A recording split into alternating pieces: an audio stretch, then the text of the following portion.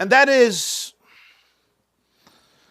when you open up a gemore, you learn gemore, at least so I feel, and I think everybody's capable of feeling it, I suddenly become part of a living organism of history that dates back thousands of years. The Gemara quotes a pasuk Chumash, Parshas Mishpatim, Parshas Emer, Parshas Boy, whatever it is, Parshas Vayakel, Meleches Machsheves Asur Torah. A pasuk Chumash was written by Moshe Rabbeinu 3,300 years ago. Then I'm learning a Mishnah that quoted this pasuk that was written by Rabbi Yehuda Hanassi, who lived in the 2nd century after the Common Era.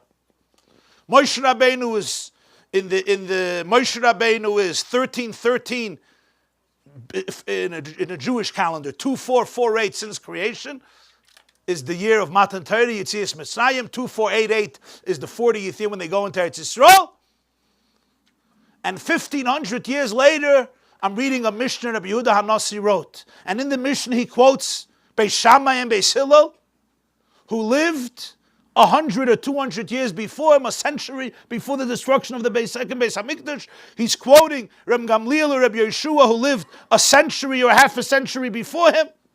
Suddenly, in middle of this conversation, I have Moshe, I have Beis Shammai, I have Beis Hillel, I have Reb Gamliel, Abaye and Rava walk in from the 5th century after the Common Era, and they give their opinion and their input.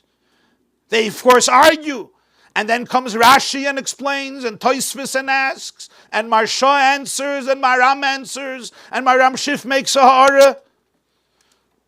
Suddenly I open up a Rashi, and Rashi is 11th century.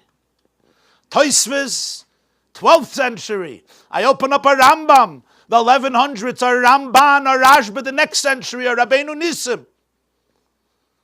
I'm reading a text, and thousands of years of Jewish life are all present with me. I'm not talking to people sitting in the room only. I'm having a live conversation with Rabashi. I'm having a live conversation with Rashi. I'm having a living conversation with the Rambam, with Abaye, with Beis Hillel, with Rabbi Akiva. People who are not here for thousands of years. I'm talking, I'm trying to understand, I'm inquiring, I'm asking, I'm questioning, I'm getting frustrated, I'm getting excited.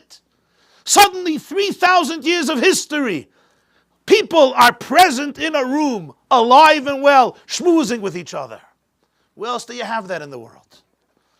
Reb Meir Shapiro once said, he says, you open up the one who the Lubliner Rav, founder of Yeshivas Chachmei Lublin and Dafayomi, he once said, you open up a Gemara, Talmud Bavli.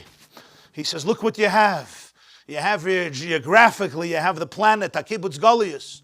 He says, on the page you have the Mishnah, that was Eretz Yisrael. Then you have the Gemara, was written in Bavel in Iraq.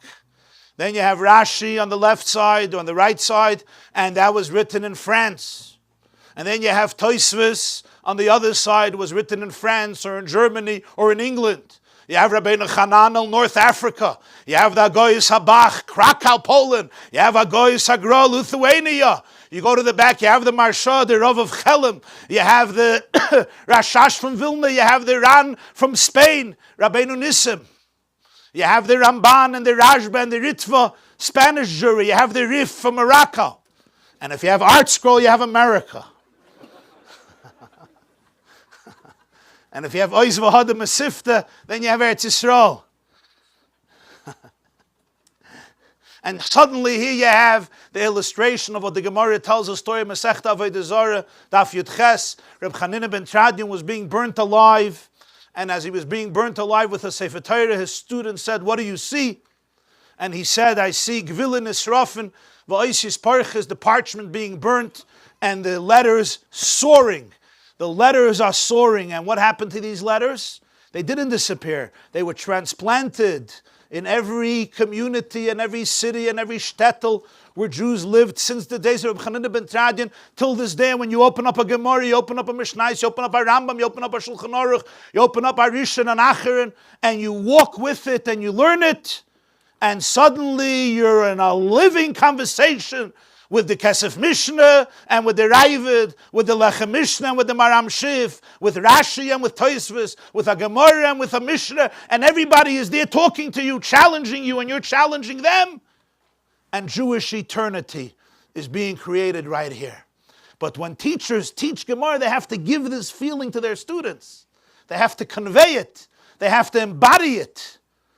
The fortune, the extraordinary experience of continuing this legacy, of continuing this chain.